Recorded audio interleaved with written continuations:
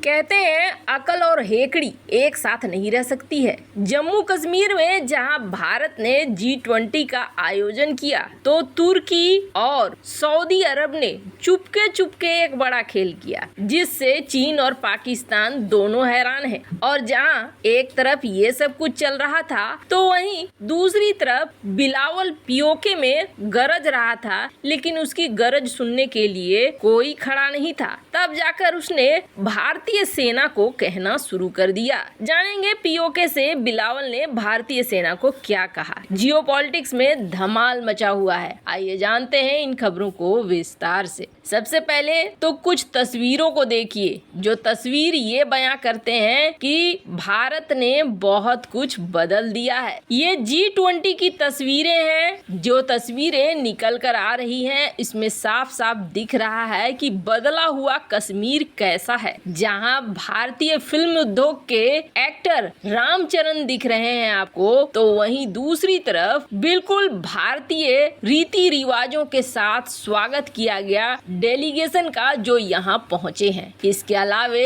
इस डेलीगेशन ने पूरा आनंद लिया G20 के इन समारोहों का। पहले तो आप ये कुछ वीडियो देखें। इसके अलावे एक समय ऐसा भी आया जब रामचरण के साथ साउथ कोरिया के प्रतिनिधि नाटो पर डांस करते हुए भी दिखे। ये सारे प्रतिनिधि आप देख रहे हैं किस तरीके से खुश हैं। ये डल झील में ये सैर सपाटा कर रहे हैं। भारत का ये कार्यक्रम बहुत जबरदस्त तरीके से जम्मू कश्मीर में हिट रहा और जम्मू कश्मीर की सड़कों को भी देखकर आप समझ सकते हैं कि यहाँ पर कितने बड़े बदलाव किए गए हैं। यहाँ अपनी कला संस्कृति को भी जम्मू कश्मीर ने दुनिया को दिखलाया, भारत ने दिखलाया। उधर दूसरी तरफ क्या है? दूसरी तरफ चीन ने कह दिया कि भैया हम तो नहीं जाएंगे। पाकिस्तान तो यहाँ पे मेंबर है ही नहीं G20 का, तो उसके बोलने का कोई मतलब नहीं बनता है। तुर्की ने भी कहा कि हम नहीं जाएंगे। सऊदी अरब ने कुछ नहीं कहा, लेकिन पाकिस्तान चिल्ला रहा था, देखो देखो तुर्की भी नहीं गया, देखो सऊदी भी नहीं गया। इजिप्ट को इन्होंने बुलाया था पर इजिप्ट भी नहीं गया। श्रीनगर में 22 से 24 मई तक G20 का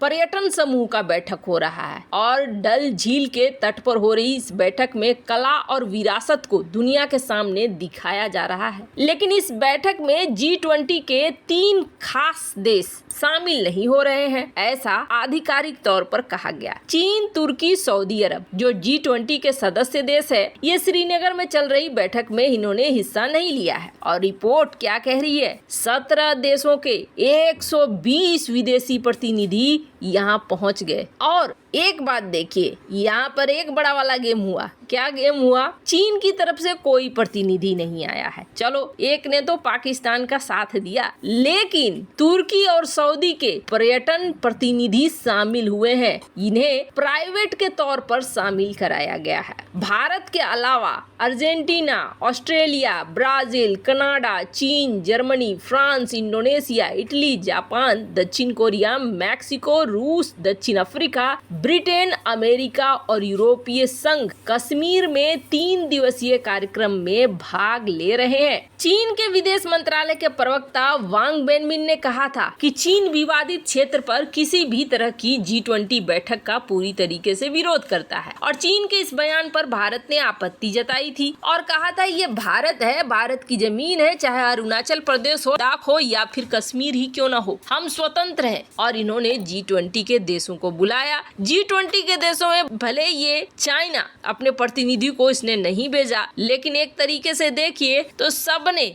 प्राइवेट तौर पर ही सही, लेकिन अपने प्रतिनिधियों को भेज दिया है। और ये कहीं ना कहीं पाकिस्तान के लिए एक बड़ा झटका है। पर इस समय एक शख्स और है जो बिलबिला रहा है, और वो शख्स कौन है? वो शख्स है बिलावल भुट्टो। एक तरफ यहाँ दुनिया में कश्मीर का जलवा दिख रहा है, तो वहीं दूसरी तरफ पीओके पहुंचा हुआ है बिलावल भुट्टो। विदेश मंत्री पाकिस्तान का बिलावल भुट्टो ये बिल्लो रानी सोमवार को पीओके में था था। यहाँ पे एक सभा का इसने आयोजन किया और इस सभा में इसने बोलना शुरू किया कि मैं पहला विदेश मंत्री हूँ जो पीओके का दौरा कर रहा हूँ। अब जरा सोचिए, ये खुद से अपनी फजीहत करा रहा है। बिलावल का कहना है कि जिस गंभीरता से पीओके के प्रांत के सभी मंत्री सभा में आए हैं, ये बताने के लिए काफी है कि पाकिस्तान इस मामले के लिए कितना संजीदा है। कितना संजीदा हो तब पता चल रहा है जब तुम खुद कह रहे हो कि मैं पहला विदेश मंत्री हूँ जो यहाँ पहुँचा हूँ। आखिर एक जगह जो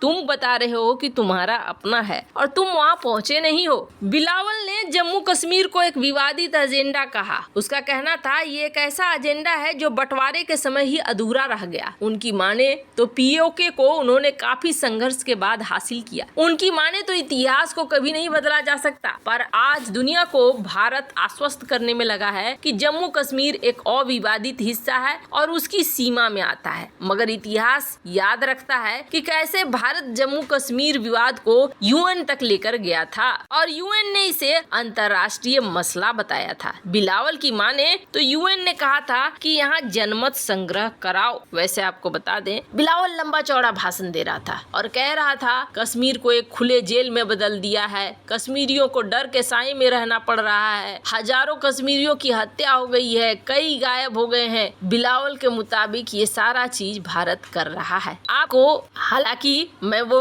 वीडियो नहीं दिखा पाऊंगी यहाँ पर, सोशल मीडिया में कभी आप सर्च करना। ऐसा ही समय था और जब इसकी माँ बेनजीर भुट्टो एक भाषण दे रही थी। भाषण में लोग ऊब चुके थे, उसका भाषण सुनना नहीं चाह रहे थे। लोगों के बीच जब बेनजीर भुट्टो ने देखा कि जोश नहीं आ रहा है, तब बेनजीर ने उलूल जुलूल बोलना शुरू कर दिया। तब इसने भड़काना शुरू कर दिया उसी मंच से और यहाँ तक उसी मंच से कह दिया कि एक संदेश सा दे दिया कि कश्मीरी पंडितों को मारो काटो भगाओ। और ऐसा ही खेल हुआ जम्मू कश्मीर में। ये उसी माँ का बेटा है। जब इसने भी देखा कि भीड़ में ज्यादा कोई इसकी बात को तवज्जो नहीं दे रहा है, क्योंकि पीओके के लोगों को दिख रहा है कि दूसरी तरफ कितना ज्यादा बदलाव है और किस हिसाब से वहाँ तरक्की हो रही है, तब इसने ये कहना शुरू कर दिया कि पाकिस्तान कश्मीर के बिना अधूरा है। पाकिस्तान और कश्मीर के लोगों की एक संस्कृति है, एक सभ्यता है, एक ही रिवाज है।